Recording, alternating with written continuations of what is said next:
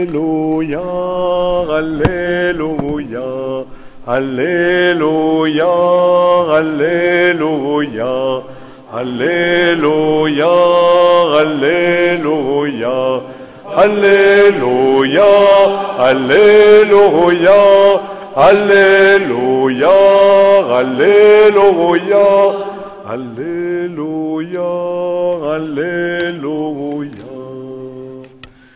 Le Seigneur soit avec vous. Et avec votre esprit. Évangile de Jésus-Christ selon saint Matthieu. Gloire à toi, Seigneur.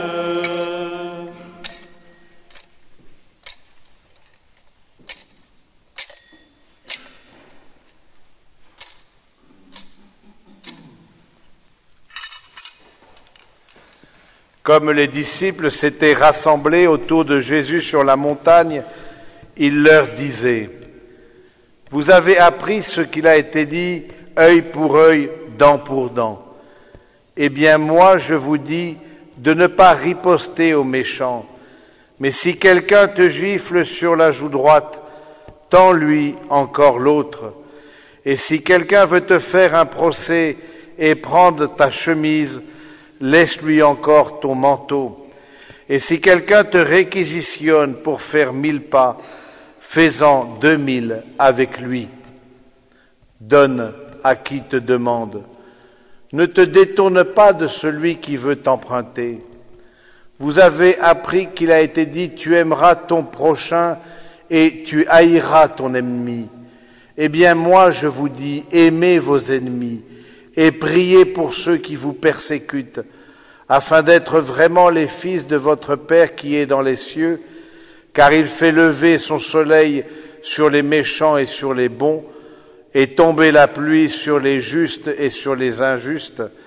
Si vous aimez ceux qui vous aiment, quelle récompense aurez-vous? Les publicains eux-mêmes n'en font-ils pas autant? Et si vous ne saluez que vos frères, que faites-vous d'extraordinaire? Les païens eux-mêmes n'en font-ils pas autant? Vous donc, soyez parfaits comme votre Père céleste est parfait. Acclamons la parole de Dieu.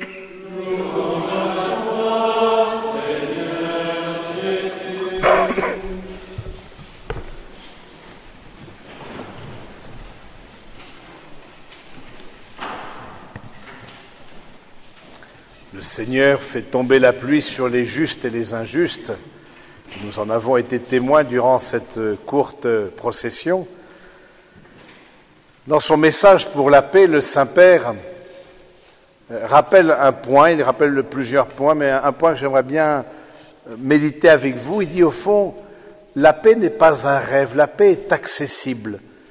La paix n'est pas simplement du domaine du futur, elle peut être aussi présente. Mais il y a comme une condition pour avoir cette paix, c'est accueillir la présence de Dieu dans sa vie. Si l'homme évacue Dieu de sa propre vie ou de la société dans laquelle il vit, eh bien petit à petit ce sera lui qui deviendra la norme.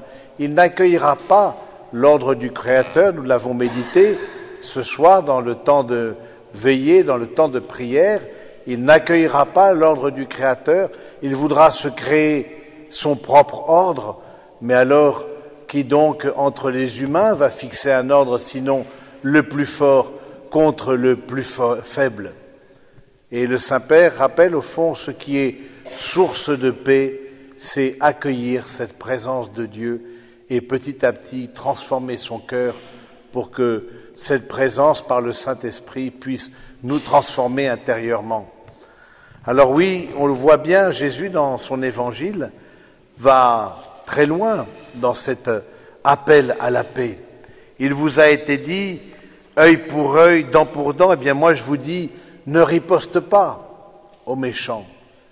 Fais 2000 pas, celui qui t'en demande 1000, donne ton manteau à qui te demande ta chemise, va plus loin dans l'amour. Va plus loin dans l'amour parce que c'est précisément ce plus loin dans l'amour, c'est quelque chose d'extraordinaire qui témoignera qu'un esprit nouveau habite en toi. Alors, frères et sœurs, nous sommes tous confrontés au mystère du mal dans notre vie, que ce soit en nous par le péché, que ce soit autour de nous. Eh bien, comment est-ce que nous réagissons au mystère du mal?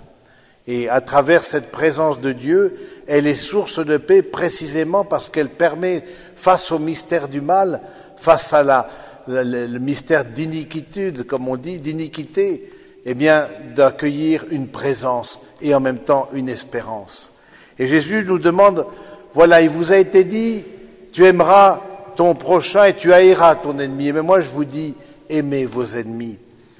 Et Jean Vanier nous rappelle souvent, quand il médite sur ce passage d'évangile, quel est l'ennemi, au fond?